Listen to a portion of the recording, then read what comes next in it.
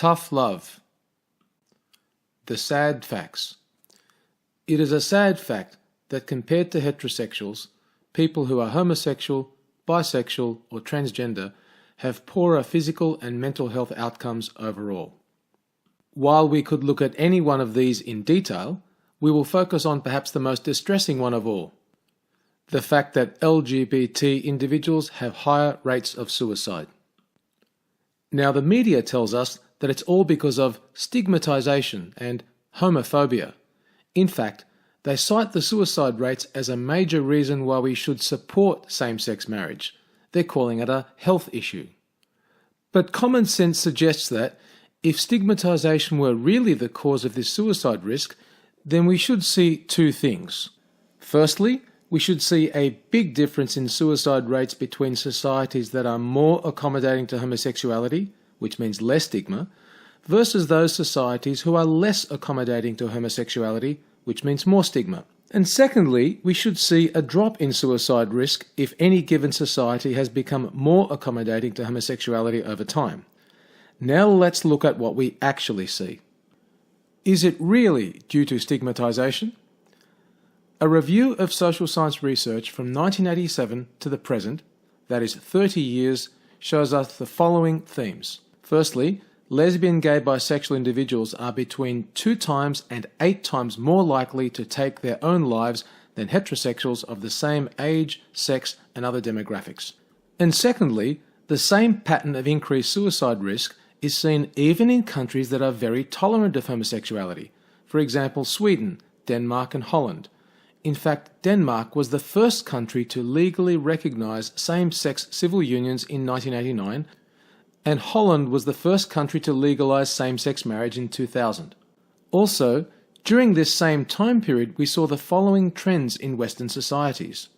Firstly, we saw the positive portraying of homosexuality in the media, with movies like Philadelphia, Brokeback Mountain, Queer Eye for the Straight Guy, and Modern Family. Secondly, we saw more and more openly gay politicians both in Australia and overseas. Indeed, several countries, such as Ireland, now have openly gay prime ministers. And we saw more and more countries legalise same-sex marriage. This doesn't add up. So what we actually see is that over the last 30 years, societies have become more accommodating to homosexuality, both in their media and their politics. So stigmatisation has dropped substantially.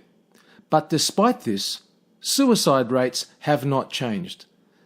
Lesbian, gay and bisexual people are still 2 times as likely to kill themselves. This just doesn't add up.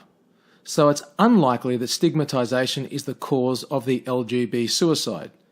We must be willing to consider that the suicide risk may, at least in some way, be inherent to the homosexual orientation itself. So it's just not that simple. There is clear evidence that the line that the media feeds us, that lesbian, gay, bisexual suicide is due to stigma, is simply not consistent with the facts. Tough love? Any parent knows that true love means that you don't always affirm what your kids want to do. If they want to do something that you know will hurt them, you must oppose it. We call this tough love when we oppose something that we know will truly hurt someone that we love. Now, we've just seen clear evidence that homosexuality as a lifestyle is associated with at least a 2 times higher suicide rate, and it's not due to stigma.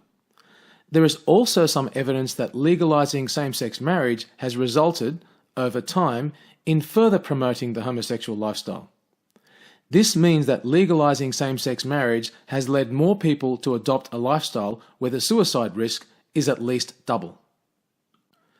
So if we really love people, we should oppose same-sex marriage.